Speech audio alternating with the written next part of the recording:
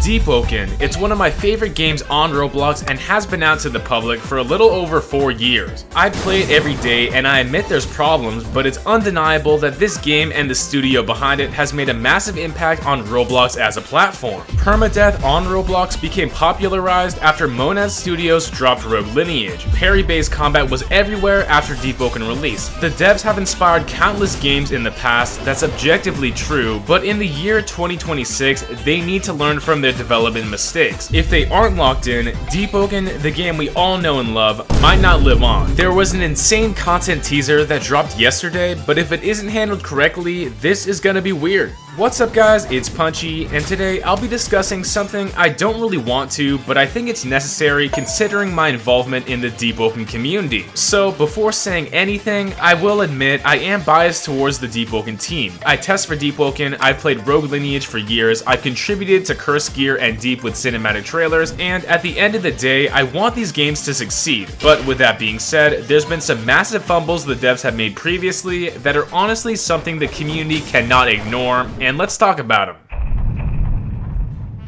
Before starting our discussion about what the game can improve upon and is improving upon, there's some new insane teasers that just dropped which are absolutely massive. A new update to the timeline for verse 3 has released, showing off which parts are complete and the new focus set up for the future. The craziest part about this statement is that DEEPWOKEN is going free at least for a week to test it out. This month in April, the team wants to push out DEEPWOKEN for free just for a week alongside tutorial content that helps push players in the right direction. Finally, with an onboarding process to get players in the game, this could be huge for potential players in the future. Gauging how DEEPWOKEN feels based on those results, the devs even say they might make DEEPWOKEN free down the line. This is absolutely insane since DEEPWOKEN has always been paid access since its release, but maybe it's gonna bring in new players alongside some massive updates. For starters, content would be new and refreshed for a new audience, allowing them to get that full experience for the first time. That's gonna be hype, I'm sure it is, but hopefully the shift from paid to free still supports the game's development. Next up on the timeline, Sermed Hollow, the dungeon update, has been pushed into something a little bit bigger. Instead of just limited changes to a single dungeon, the dev team wants to expand upon that idea and affect all dungeons in different areas of the overworld and depths for players to explore. They say it's going to be more of a cave or mine underground exploration, but it will drop with bosses, oaths, and a new 5v5 game mode, which is exciting. It's kind of hard to see really what they mean without any other sneaks, but maybe these new images from the Symphoria Island with mobs and new geology are what they're talking about, so it's extremely hyped to see. Beyond all of this, for Layer 3, they've started the development process in the background and really want this update to be big, which is great, but there isn't too much new information to talk about. It's following the summer updates, which I assume are the rest of these changes, but I'm really excited to see what's up. If you've been active in the community focused around DEEPWOKEN, I think you'll know about something that kind of led up to this.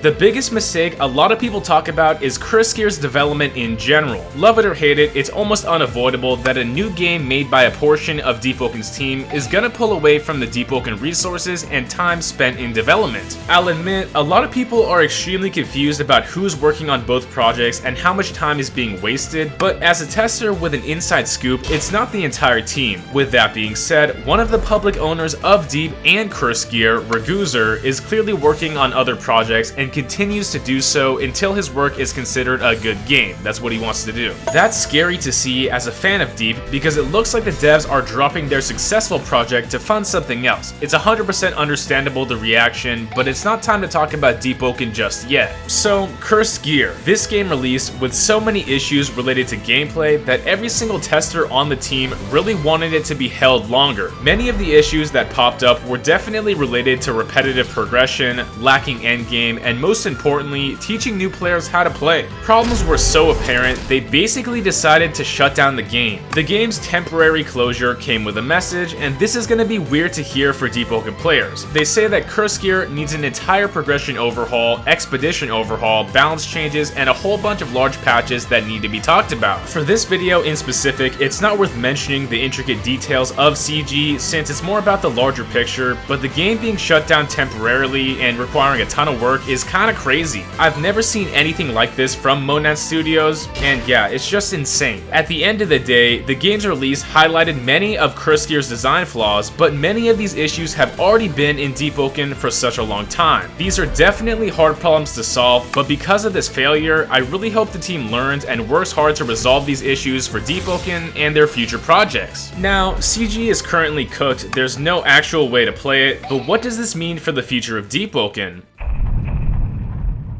Speaking as a DEEPWOKEN player and tester, there's some good news and there's some bad news. Starting with the positives, the majority of the dev team that works day and night on this game is locked in and still dedicated to Deep. I mean, objectively, this game is a moneymaker and their biggest project, and it has a loyal fan base that they plan to support. With that being said, how's this extra work for Kurskir gonna impact the future of DEEPWOKEN? In my opinion, DEEPWOKEN's state of development is clearly in a better position than some of the Monad Studios' other projects. So despite the time spent on Kurskir fixing its problems, which will obviously spread resources thinner, it's less impactful than you think. There's still a loss of time happening here regardless. Anyway, there's currently a public timeline put in place for the Deep team to follow, and we constantly get updates through the new dev corner, pushing out feedback and testing responses from the community. I mean, seriously, take a look at the new timeline. They're communicating pretty well. There's stuff being cooked up in the background, that's for sure, but I think Kurskir's failure can really inspire them to improve DEEPWOKEN's new content as we know it. Taking a good look at the current Verse 3 timeline, I think there's a couple things that need to be focused on to keep players on the game before, doing Layer 3.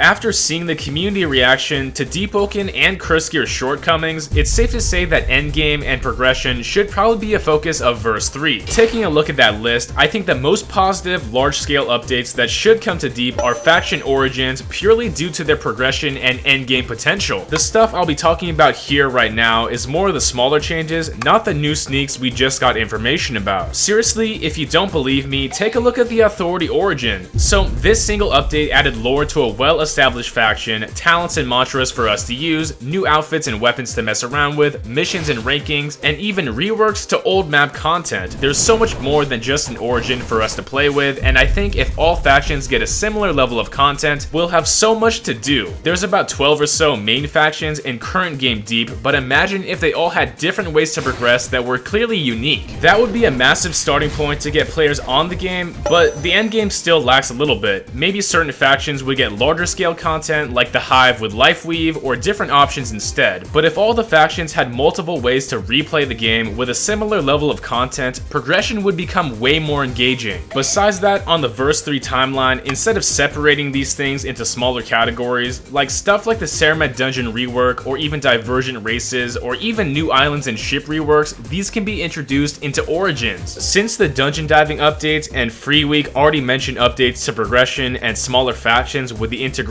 of new playable content, new islands, and race variants, I think that this could be a turning point for the game. Instead of separating each of these things into dedicated updates, I think if they sprinkle in a little bit of each into all of these factions, it's going to be a larger update for each of them, similar to the Authority origin. Regardless, they need to learn from Kurskir and DEEPWOKEN's weak points. Progression should lead into unique in-game gameplay, and that should be a large focus of the development time. Recently, to me at least, I think previously, the focus of the Monad team was a little bit confused. Outside of DEEPWOKEN, they worked on Kurskir, which was a misallocation of time, and inside of DEEPWOKEN, maybe they're not making the most optimal updates. For Deep, the supplementary updates with new bosses and weapons is really interesting, sure, but the loot is so specific, only usable in certain builds, or just out of reach for most players, that some of these people might not want to engage in that content. Another great example of something that was very confusing was the Vow of Iron. The Vow of Iron was a really cool concept that was massive, but now after its completion, seriously, nobody is on the game mode whatsoever, so the priority to push this out was kinda just not worth it. Instead of criticizing the development of these things that probably didn't pay off, maybe we can just observe them, see what happened, and learn for the future, and try to avoid those issues. Prioritizing gameplay for the most amount of people and making the game replayable is something that the DEEPWOKEN team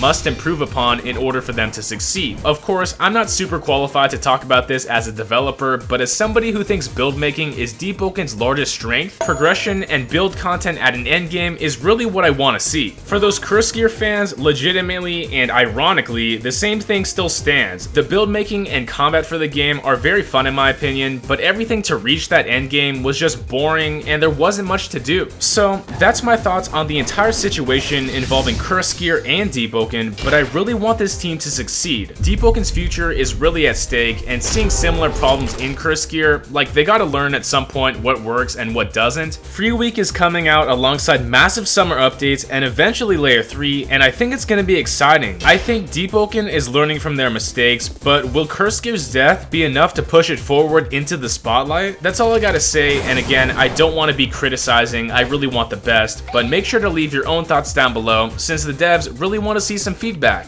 Thanks once again to all the supporters who motivate me daily and directly help out the channel because it means a lot. If you want to join as a member for my channel, go down below, but besides that, my personal Discord and my UGC group are linked down below, so check them out. Thanks once again, and make sure to like and subscribe. It's punchin' time.